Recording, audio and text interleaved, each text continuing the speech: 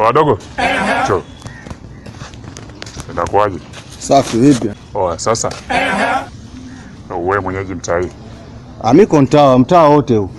Hamna senijua. Okay. Sasa sikiliza mwanangu. Mimi na shida, nataka unisaidie kitu kimoja. Nataka unitafutie mtoto mkali mbichi. Mtoto mkali? Mtoto mkali mbichi. Hilo limeisha, ndo mambo yangu hayo. Sikiliza. Mimi niko serious, hii nakupa kazi. Kuna hela. Hela ipo? 100,000 hapa. Hapo umetisha. Hiyo kazi ukimaliza nakupa 100,000 sasa hivi kesho. Dakika 2 nyingi nakuja na mtoto hapa. Tafutia mtoto mkali mbichi. Nakuja naye.